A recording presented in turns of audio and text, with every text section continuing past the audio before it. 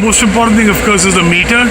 All taxis in Rome are white in color, and here's a flashing meter.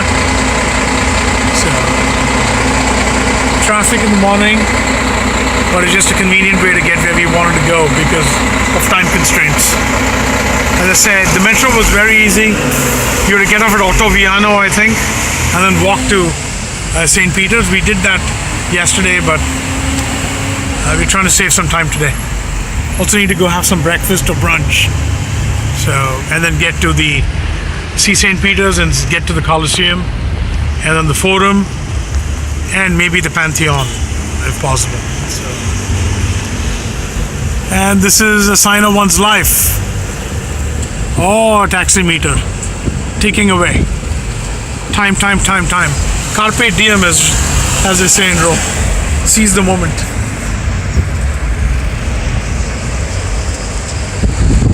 This is a very approachable city. The weather is beautiful. It's difficult to describe because it's so pleasant. The beautiful breeze blowing and extremely approachable. Rome is not an intimidating city. It's a very welcoming city, at least to me. It looks like that. It's not like many other cities where you need to get your bearings. You get your bearings very quickly. The metro is super easy to understand. They're just 2 lines and a new green line now. And they run, it runs northwest to southeast. 1 line and 1 runs north-south, and a green line new gets in.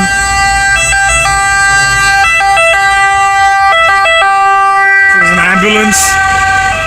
We've been hearing a lot of these ambulances living in the center of Rome. And so it's very approachable. You orient yourself from Termini, which is the point where all the lines cross, all the metro lines cross in Termini, as well as the rail line from Rome airport. So once you orient yourself on Termini or the Colosseum, it's pretty easy to figure out where you are if you're interested. So it's very, very approachable.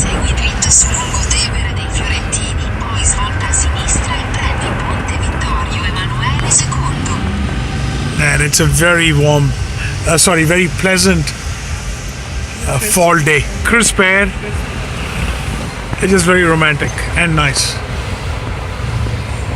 And comfortable, I may say. We took this bus last night also, just to experience the system. We've got the Roma Pass, which allows us to use, it's a consolidated system of both metros and buses.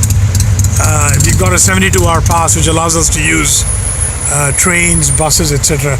Extremely convenient. And from the Trevi Fountain, I found out yesterday that there's a bus which takes us very close to our home, and that's what we did. We talked to a taxi driver, and then we asked him which way it was. He pointed us a certain way, but I think he was being mischievous at night because we didn't take his cab.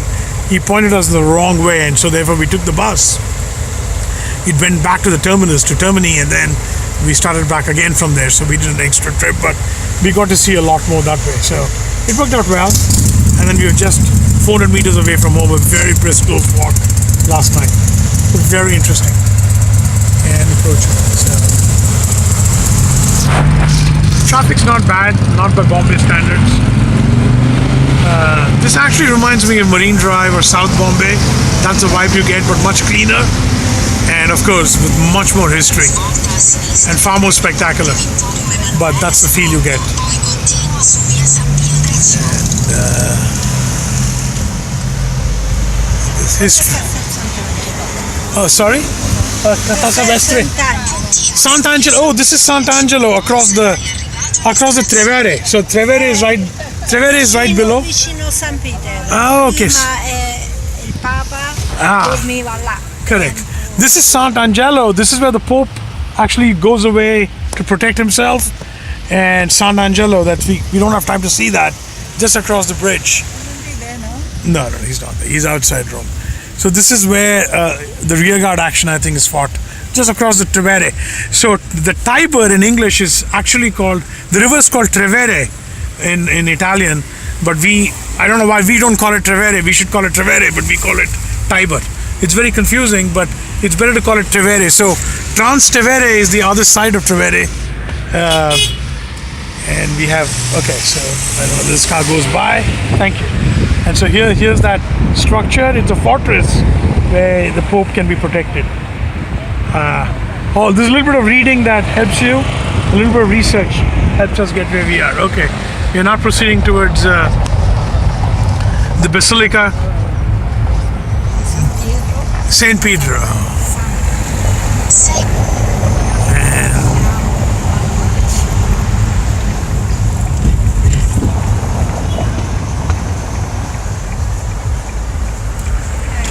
Right here? Oh, here's St. Peter's and we are off.